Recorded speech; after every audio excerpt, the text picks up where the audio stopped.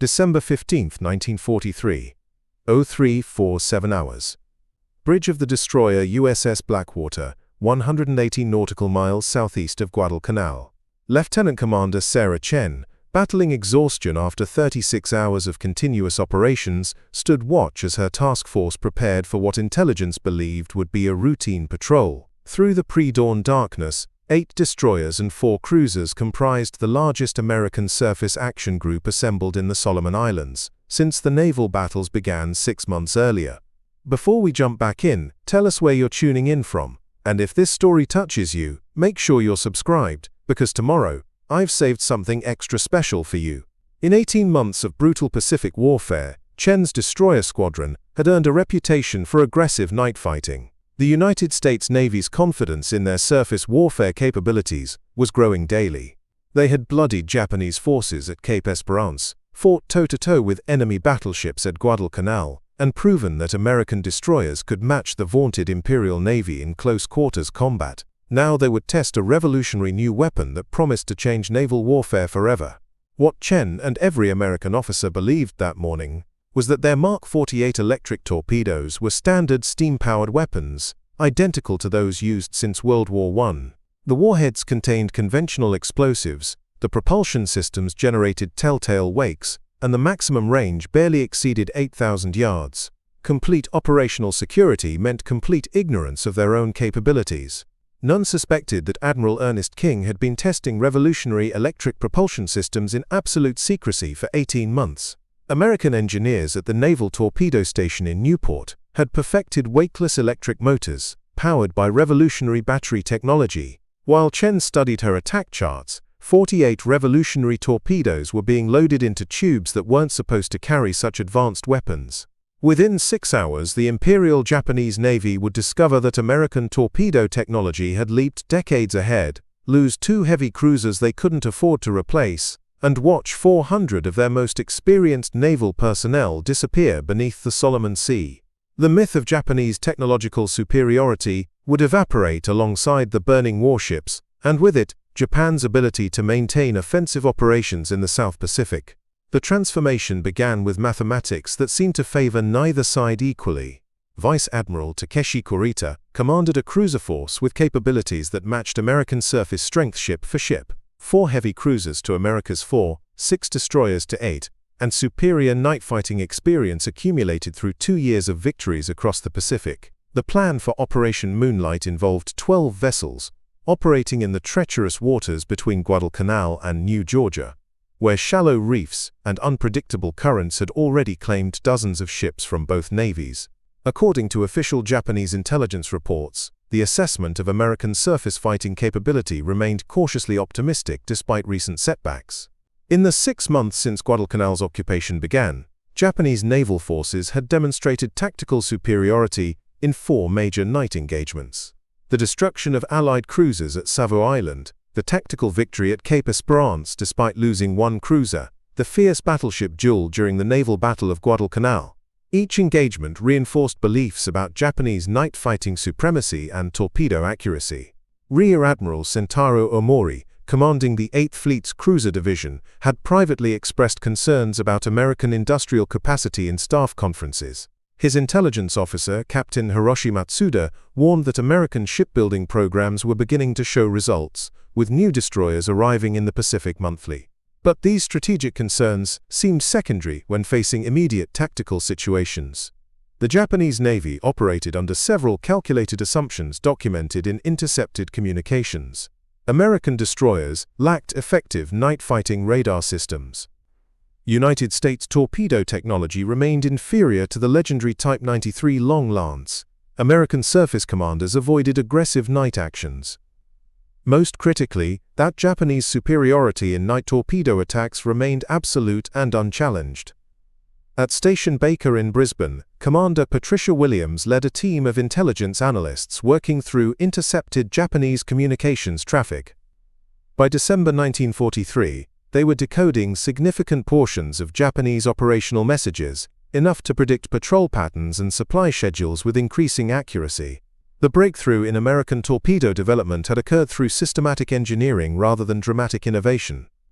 When the Bureau of Ordnance finally acknowledged the Mark 14 torpedo's catastrophic failure rate in 1942, Captain Margaret Foster initiated a complete redesign program focusing on reliability rather than maximum performance. The electric propulsion system eliminated the steam bubble trail that had betrayed torpedo attacks since 1914. Battery technology developed for submarine applications provided sufficient power for ranges exceeding 12,000 yards at speeds matching steam propulsion. Most revolutionary, the magnetic influence detonator worked flawlessly with electric torpedoes, triggering explosions beneath enemy hulls rather than requiring direct impacts. Lieutenant Sarah Chen's torpedo officer, later testified to naval investigators, "We had no idea our weapons were different from standard Mark 14s. The loading procedures were identical, the firing solutions unchanged. Command kept the electric motor specifications classified at levels we'd never encountered. The security surrounding the electric torpedo program extended far beyond normal operational secrecy.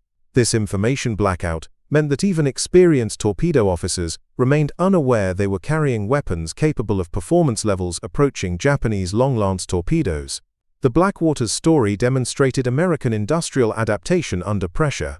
Damage during the October naval battles with her forward torpedo mount destroyed and magazine flooding, standard repair estimates suggested 6 weeks in dry dock. Pearl Harbor's repair crews completed restoration in 11 days, working around the clock to install the experimental electric torpedo system during the refit process. According to official Navy maintenance records, 800 workers labored continuously from December 1st through 12th.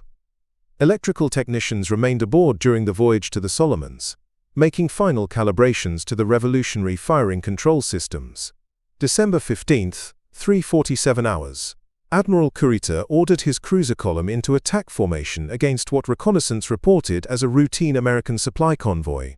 The approach proceeded flawlessly, demonstrating the tactical expertise developed through 2 years of successful night actions. Kurita made decisions documented in Japanese action reports that reflected standard doctrine for surface engagement. He positioned his heaviest units, the cruisers Suzuya and Kumano, in the van where their superior firepower could devastate American escorts before they could organize effective resistance. His destroyers formed a screening line designed to launch torpedo attacks, while the cruisers engaged enemy cruisers with gunfire. This formation had proven devastatingly effective at Savo Island and Cape Esperance. At 0412, Japanese lookouts reported American destroyers bearing southeast, range approximately 14,000 yards.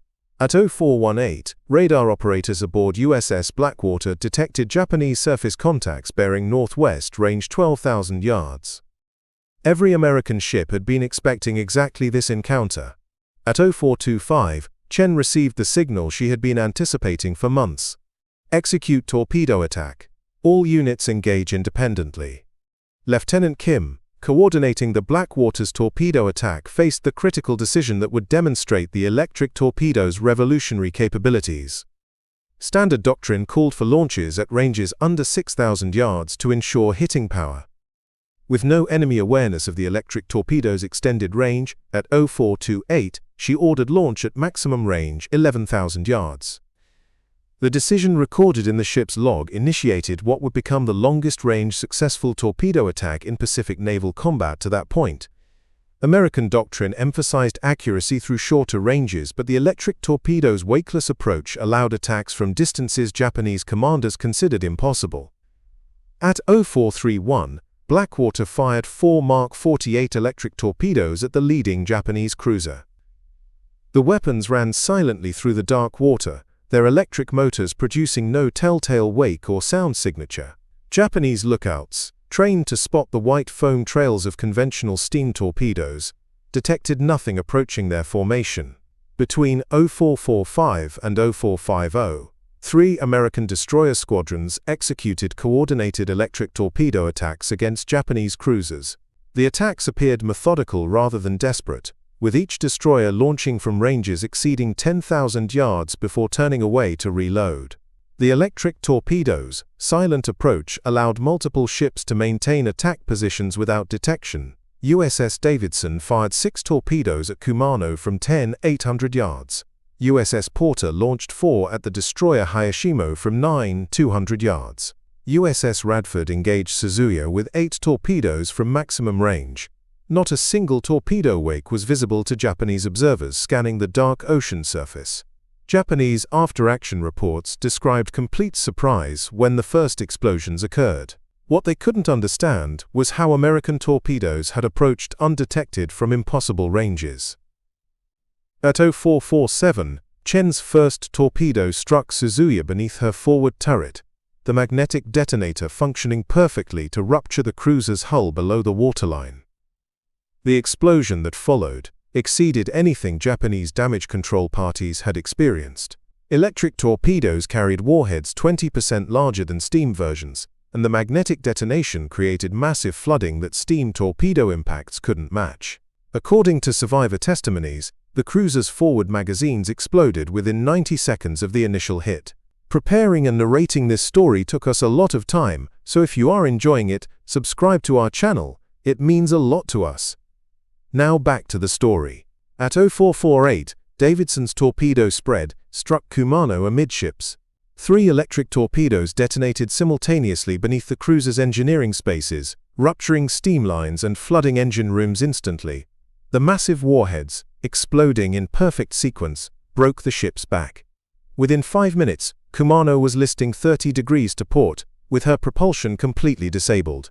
Simultaneously, Porter's attack devastated the destroyer Hayashimo.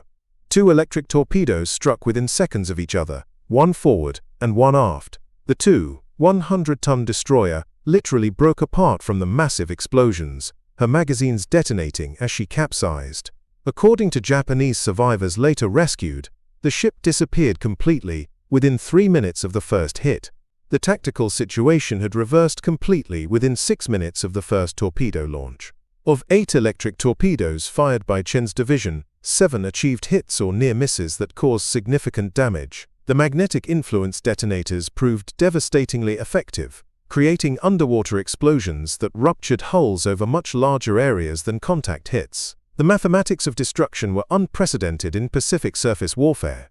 Of 32 electric torpedoes launched during the engagement, 21 achieved killing hits against Japanese vessels. In 12 minutes, the balance of cruiser strength in the Solomon Islands had shifted permanently toward American forces.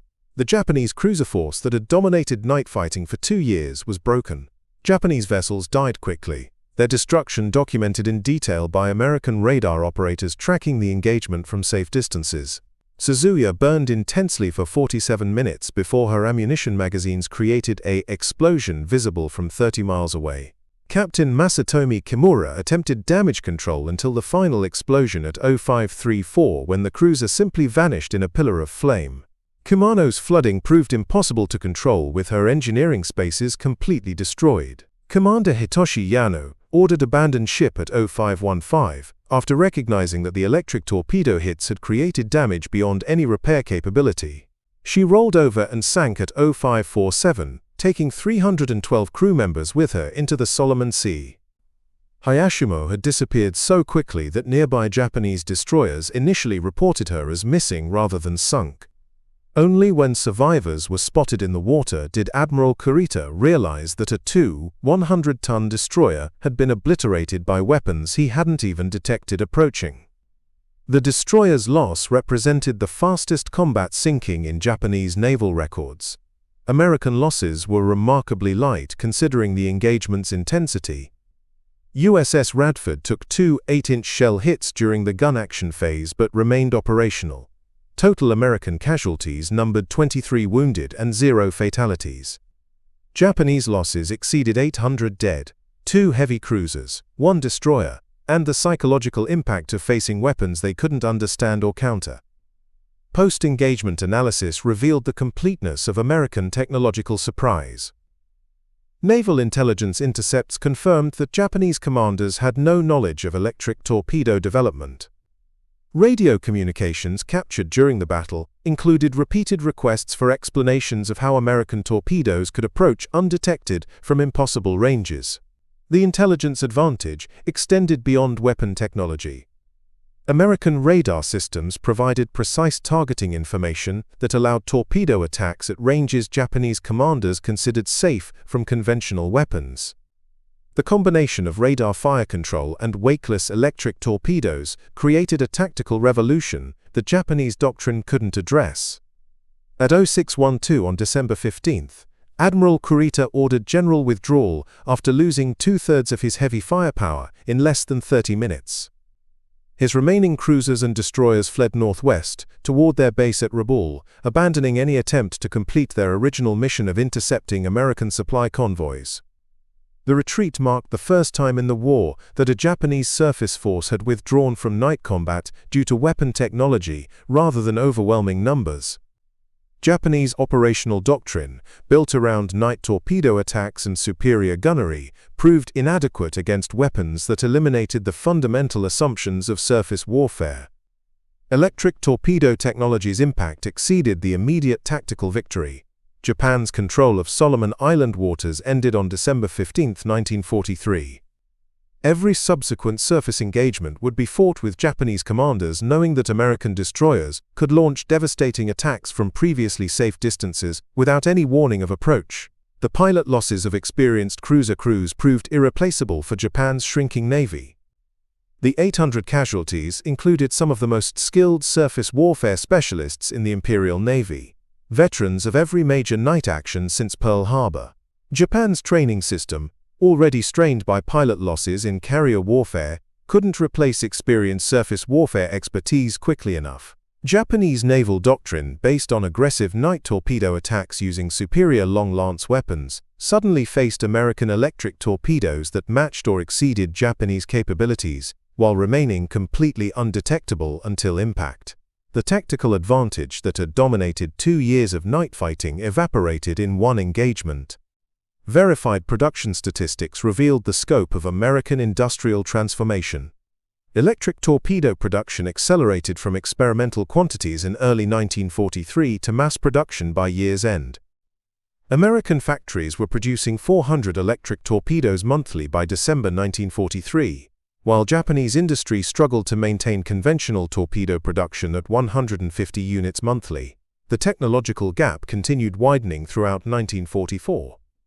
American electric torpedoes improved continuously with better batteries, more powerful warheads and guidance systems that Japanese weapons couldn't match.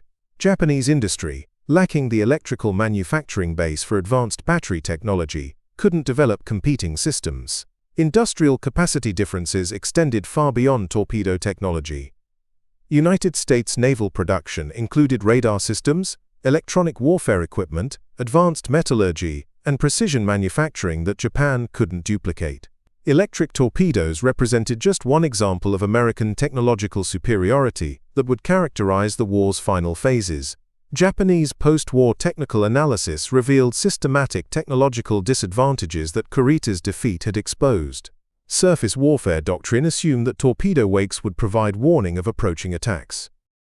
Electric torpedoes eliminated that assumption, making traditional evasive maneuvers useless. Night fighting tactics relied on visual detection of enemy torpedo launches. Electric weapons provided no visual signature, allowing multiple attackers to remain undetected simultaneously. American damage assessment capabilities, demonstrated by accurate post-engagement reports, reflected superior radar and communication systems that provided real-time tactical information Japanese commanders lacked. The role of technological surprise in Chen's victory validated American industrial strategy over Japanese tactical expertise.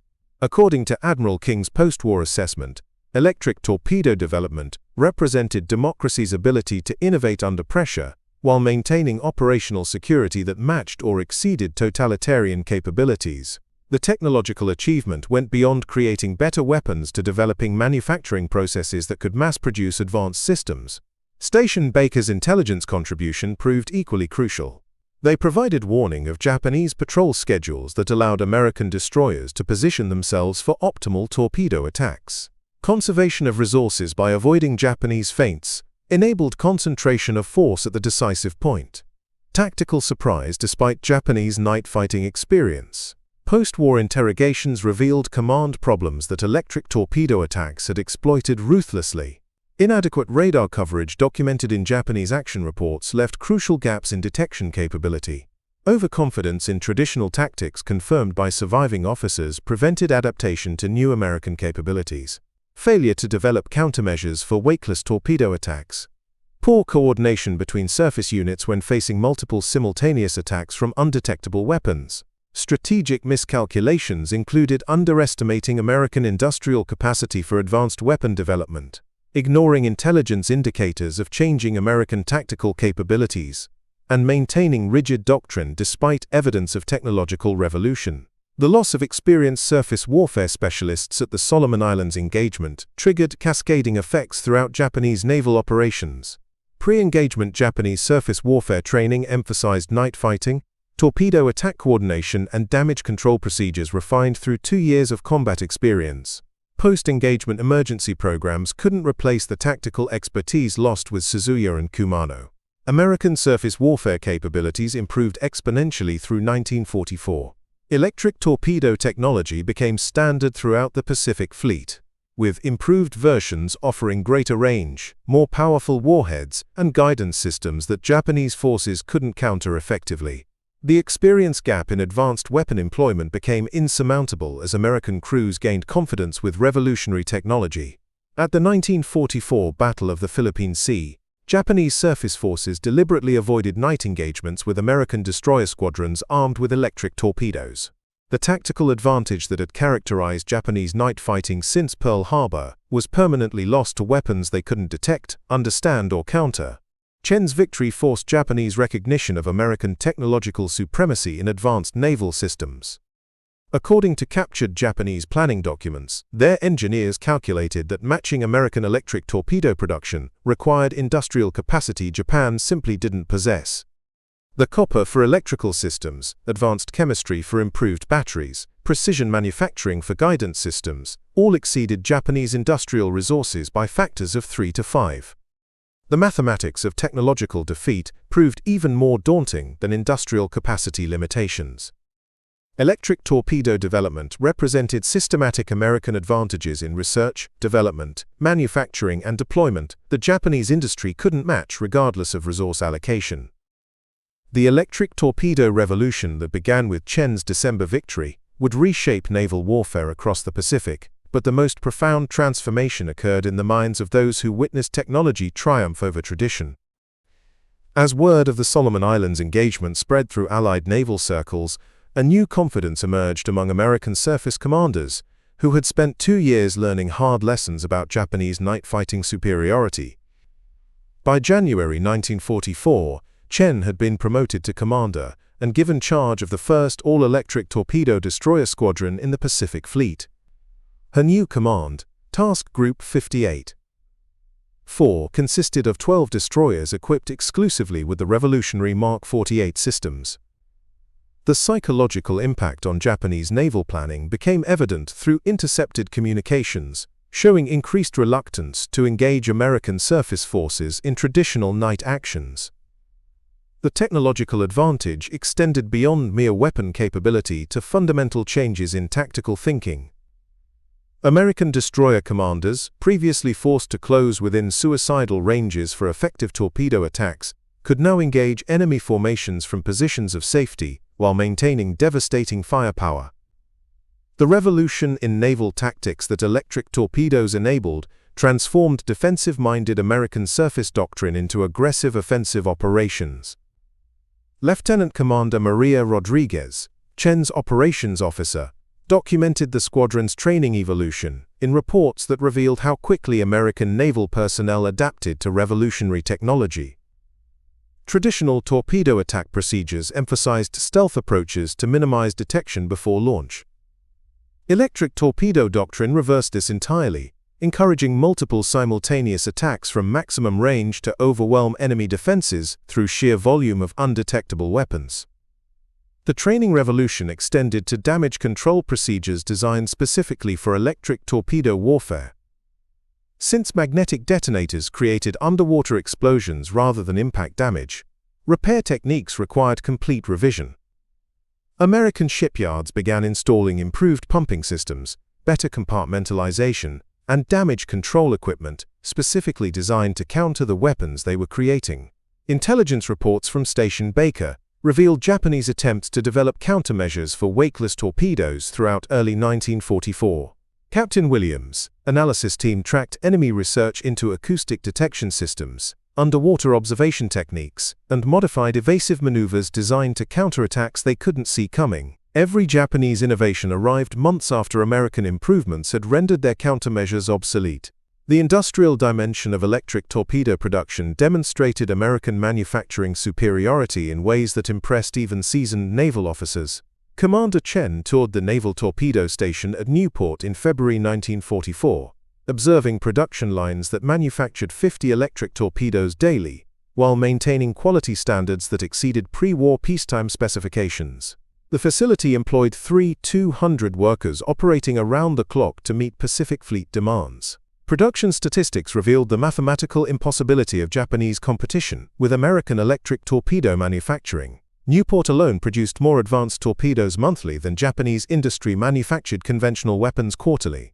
When combined with facilities at Norfolk, Mare Island, and Puget Sound, American electric torpedo production exceeded Japanese total ordnance manufacturing capacity by factors that made meaningful competition impossible. The psychological warfare dimension of electric torpedo technology proved as devastating as the physical destruction they caused. Japanese naval personnel, trained to watch for torpedo wakes as survival technique, found themselves helpless against weapons that provided no warning of approach. Survivor accounts from various 1944 engagements described the terror of sudden explosions from invisible attacks that traditional seamanship couldn't detect or counter. Chen's February 1944 engagement near Truk demonstrated the full potential of coordinated electric torpedo attacks against major Japanese installations. Her destroyer squadron, operating in conjunction with carrier aviation, launched 96 electric torpedoes against anchored enemy vessels in what became known as the Silent Thunder attack. The psychological impact of losing 12 ships to weapons that provided no opportunity for evasion or countermeasures demoralized Japanese naval personnel throughout the Pacific. The technological revolution created ripple effects throughout American naval development programs. Electric torpedo success encouraged similar innovations in submarine warfare, with fleet boats receiving improved electric weapons that made them even more effective against Japanese merchant shipping. The same battery technology that powered surface torpedo motors found applications in radar systems, communication equipment, and electronic warfare devices. Training programs at the Naval War College incorporated electric torpedo tactics into advanced strategic planning courses by March 1944.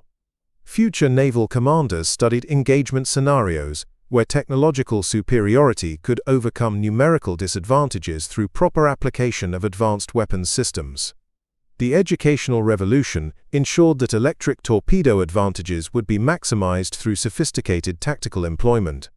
Japanese industry's inability to develop competing electric torpedo technology reflected deeper problems with their technological development capabilities. Intercepted communications revealed that Japanese engineers understood the basic principles of electric torpedo propulsion, but lacked the industrial infrastructure to manufacture components at required quality levels. Advanced battery chemistry, precision electrical motors, and sophisticated guidance systems exceeded Japanese manufacturing capabilities regardless of resource allocation. The strategic implications extended beyond immediate tactical advantages to long-term operational planning throughout the Pacific theater. American admirals, previously constrained by limited torpedo effectiveness, could now plan surface operations with confidence in their weapons' ability to achieve decisive results. This psychological transformation enabled more aggressive operational strategies that accelerated the pace of Pacific campaigns. Chen's April 1944 promotion to captain came with assignment as Director of Advanced Torpedo Development, overseeing programs that would extend American technological advantages throughout the war's remaining phases. Her first-hand combat experience with electric torpedoes provided crucial insights for improving weapon performance, tactical employment, and training procedures for expanding numbers of destroyer crews equipped with revolutionary technology. The research programs under Chen's direction explored acoustic homing systems that would guide electric torpedoes toward targets without requiring precise firing solutions. Improved warheads using advanced explosives promised even greater destructive power against Japanese vessels already vulnerable to existing electric torpedo attacks. Extended-range batteries offered the possibility of torpedo attacks from distances exceeding 15,000 yards.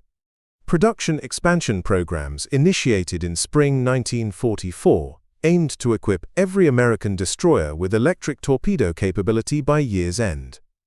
The massive industrial undertaking required coordination between multiple manufacturers, advanced quality control procedures, and training programs for thousands of naval personnel who would employ weapons that didn't exist 2 years earlier. American industry met these challenges while simultaneously supporting invasion operations across the Pacific. The human dimension of electric torpedo warfare revealed itself through interviews with Japanese prisoners captured after various 1944 engagements. Their accounts described psychological trauma from facing weapons that eliminated traditional naval combat skills developed through years of training and experience. Many veteran Japanese naval personnel expressed feelings of helplessness when confronting technology that made their expertise irrelevant overnight. These psychological effects multiplied throughout Japanese naval units as word spread of American electric torpedo capabilities. Morale problems documented in intercepted communications showed increased reluctance among Japanese surface commanders to engage American forces in night actions that had previously favored Japanese tactics. The weapon technology revolution created a morale revolution that weakened Japanese naval effectiveness beyond the purely physical destruction. By summer 1944, electric torpedo production had expanded to include variations designed for specific tactical situations. Anti-submarine versions carried improved acoustic homing systems for attacks against submerged targets. Shore bombardment variants delivered larger warheads for attacks against coastal installations. Aircraft-launched electric torpedoes provided carrier aviation, with weapons matching the range and power of surface-launched versions. The educational revolution accompanying electric torpedo deployment included comprehensive retraining programs for naval personnel throughout the Pacific Fleet. Torpedo technicians learned maintenance procedures for complex electrical systems. Fire control specialists mastered new targeting techniques for long-range attacks. Damage control teams studied countermeasures for magnetic influence explosions that created different flooding patterns than conventional torpedo impacts. Chen's squadron achieved its most significant victory during the June 1944 Battle of the Philippine Sea, when coordinated electric torpedo attacks sank 3 Japanese cruisers and 4 destroyers in a single night engagement. The tactical success demonstrated how thoroughly electric torpedo technology had revolutionized surface warfare, with American forces achieving decisive victory despite facing numerically superior Japanese formations employing traditional tactics. The industrial intelligence gathered from captured Japanese documents revealed their desperate attempts to reverse engineer American electric torpedo technology from recovered weapon fragments. Japanese technical analysis correctly identified the basic operating principles, but lacked the manufacturing capability to produce functional copies. Their reports to higher headquarters acknowledged American technological superiority, while requesting resources that Japanese industry simply couldn't provide. Training facilities established throughout the Pacific by late 1944 ensured that electric torpedo advantages would be maintained through systematic skill development, rather than dependence on individual commanders. Innovation. The institutionalization of advanced torpedo tactics created sustainable advantages that would persist regardless of personnel changes, ensuring American technological superiority would continue expanding rather than plateauing.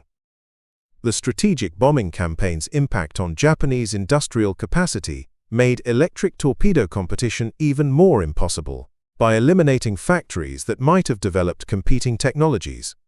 American B-29 operations systematically destroyed Japanese electrical manufacturing facilities, chemical plants producing advanced batteries, and precision machinery workshops required for sophisticated weapons production.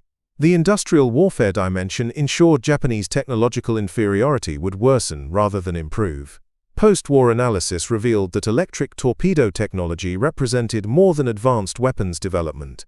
It demonstrated democracy's ability to innovate rapidly, while maintaining operational security that protected technological advantages until they could achieve maximum impact.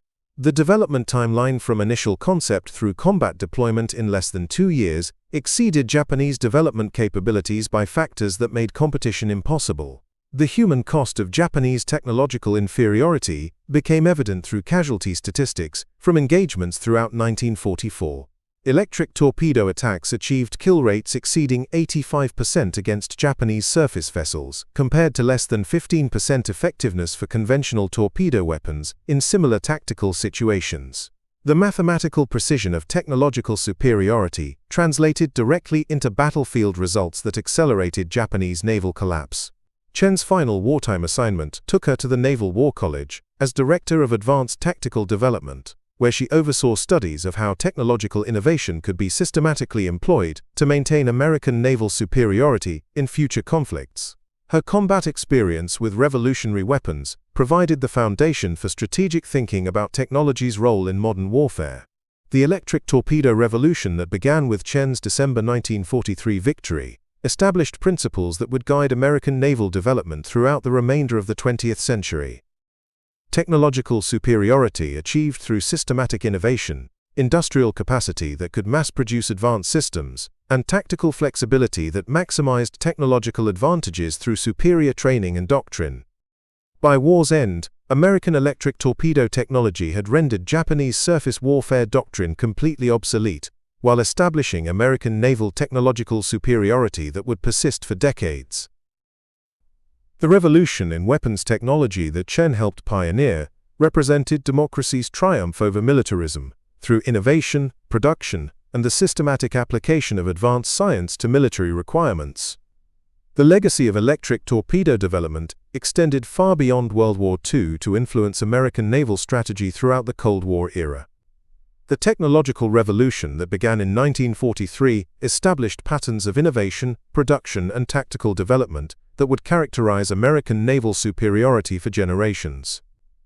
Chen's combat experience with revolutionary weapons helped create the foundation for continued American technological leadership in naval warfare, proving that democratic societies could out-innovate authoritarian regimes through systematic application of scientific and industrial capabilities.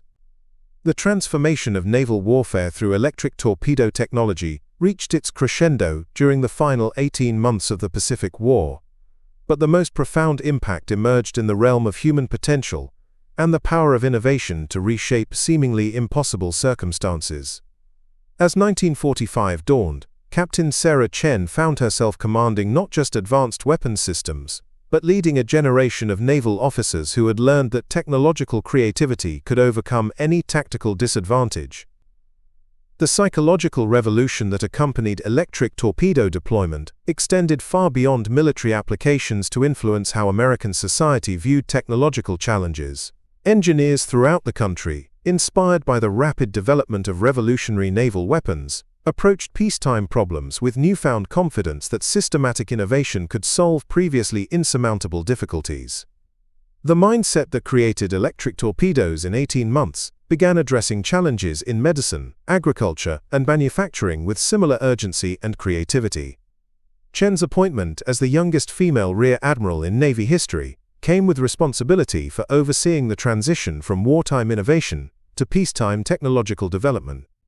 Her new role at the Office of Naval Research involved identifying civilian applications for military technologies that had proven their effectiveness in the crucible of Pacific combat. The systematic approach that produced electric torpedoes would now tackle challenges ranging from deep-sea exploration to medical equipment for treating combat veterans. The educational revolution sparked by electric torpedo development transformed engineering curricula at universities throughout America. Students who had witnessed technology's decisive role in winning the Pacific War demanded courses in advanced electrical systems, battery chemistry, and precision manufacturing techniques.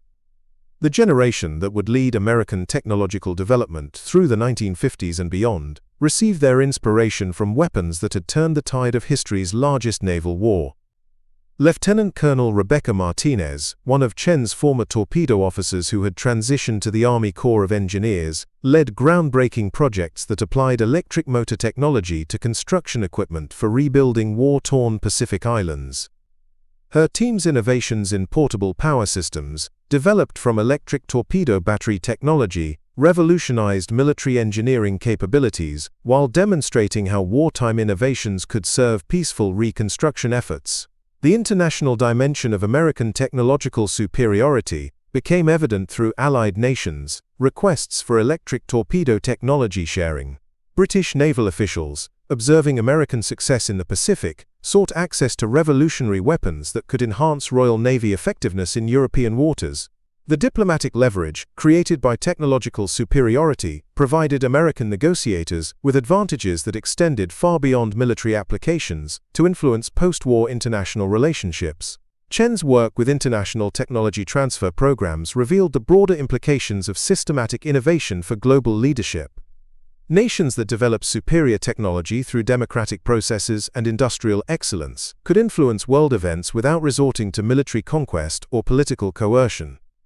The soft power generated by technological superiority offered alternatives to traditional methods of international influence, while promoting peaceful competition in scientific advancement. The research programs emerging from electric torpedo development opened entirely new fields of scientific inquiry that would define the second half of the 20th century. Advanced battery chemistry research, initially focused on torpedo propulsion, led to breakthroughs in portable electronics, medical devices, and eventually space exploration technology. The foundation laid by naval weapons research would support decades of civilian innovations that improved human life worldwide. Industrial applications of electric torpedo manufacturing techniques revolutionized American production capabilities across multiple sectors. The precision manufacturing required for torpedo guidance systems found applications in automobile production, aircraft assembly, and consumer electronics. Quality control procedures developed for naval weapons ensured reliability standards that would characterize American manufacturing excellence throughout the post-war economic boom.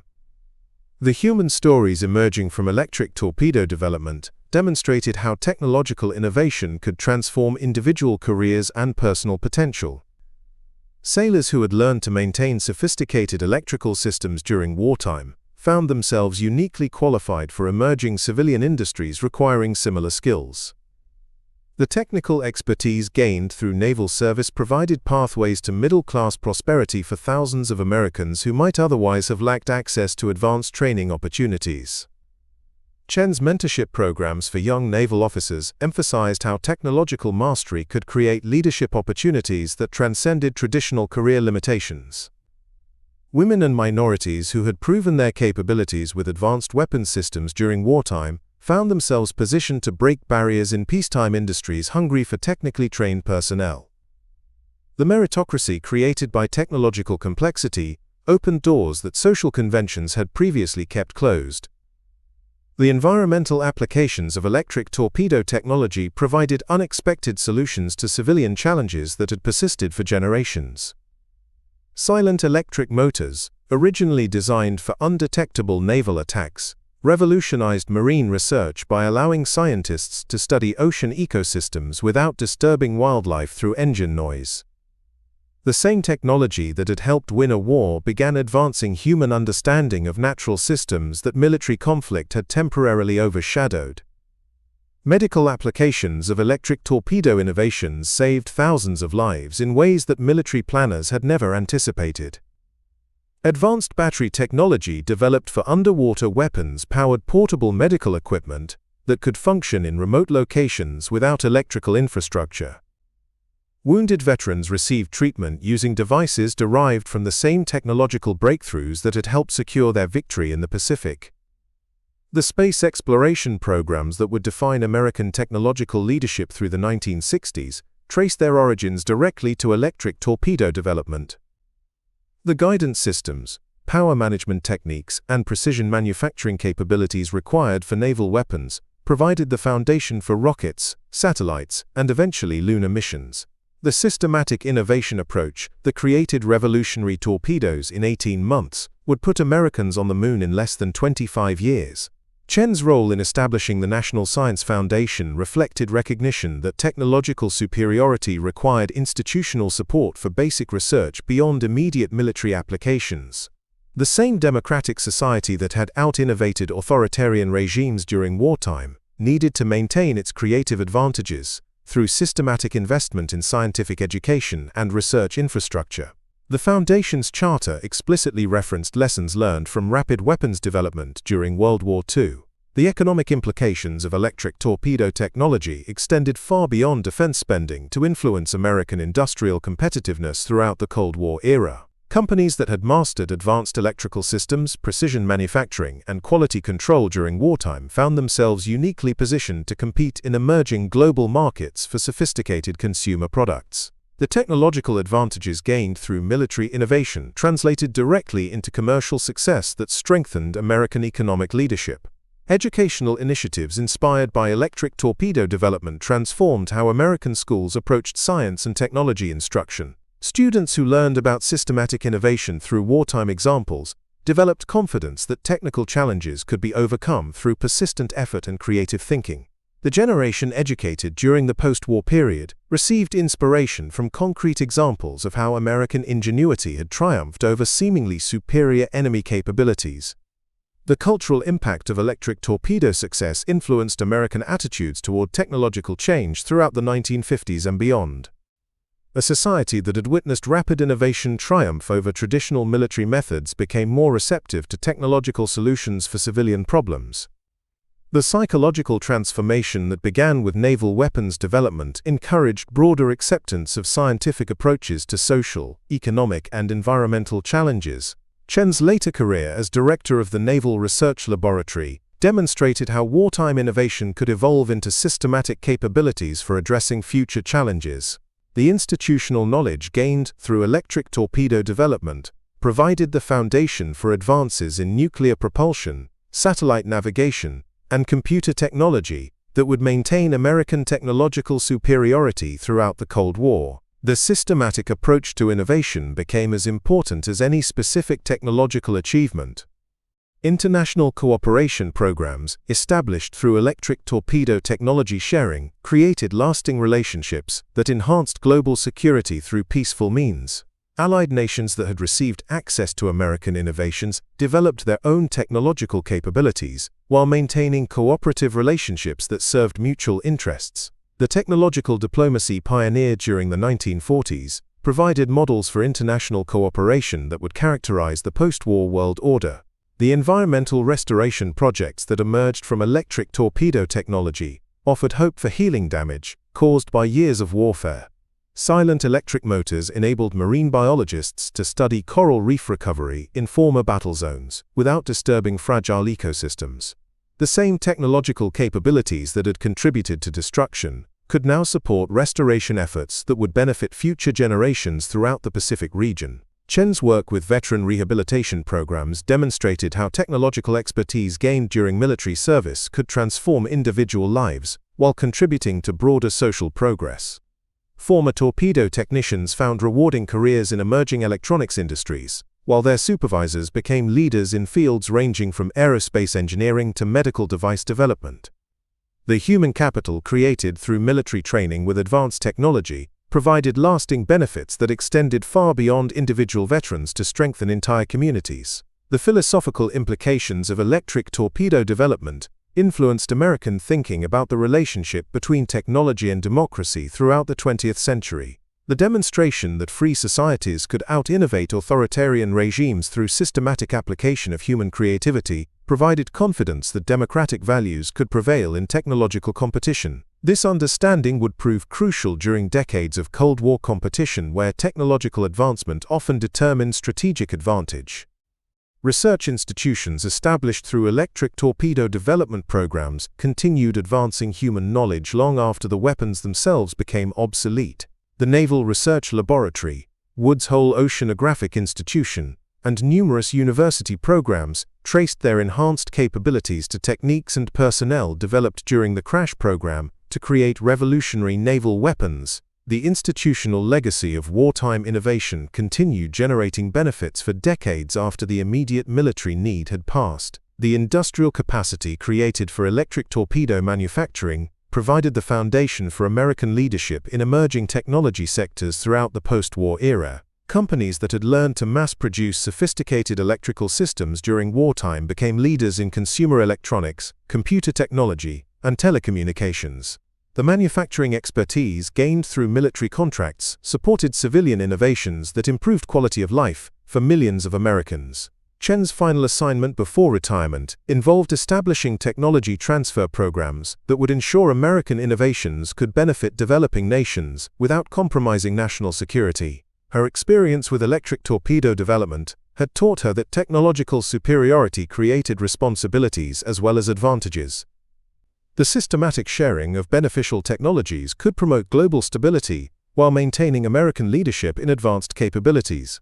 The legacy of electric torpedo development extended beyond any single technology to establish principles of innovation that would guide American progress throughout the remainder of the 20th century. The systematic approach to identifying problems, applying scientific resources, and rapidly implementing solutions became a model for addressing challenges ranging from medical research to space exploration. The confidence gained through wartime success with revolutionary weapons encouraged Americans to attempt ambitious projects that previous generations might have considered impossible. Today, as we face new technological challenges in fields ranging from renewable energy to artificial intelligence, the lessons learned from electric torpedo development remain relevant and inspiring. The demonstration that democratic societies can innovate rapidly when necessity demands, that systematic research can overcome seemingly insurmountable obstacles, and that technological advancement can serve both security and humanitarian purposes, provides guidance for continuing progress. Captain Sarah Chen's journey from destroyer commander to technology pioneer illustrates how individual dedication to innovation can contribute to achievements that benefit all humanity. Up next, you've got two more standout stories right on your screen. If this one hit the mark, you won't want to pass these up. Just click and check them out. And don't forget to subscribe and turn on the notification bell so you don't miss any upload from us.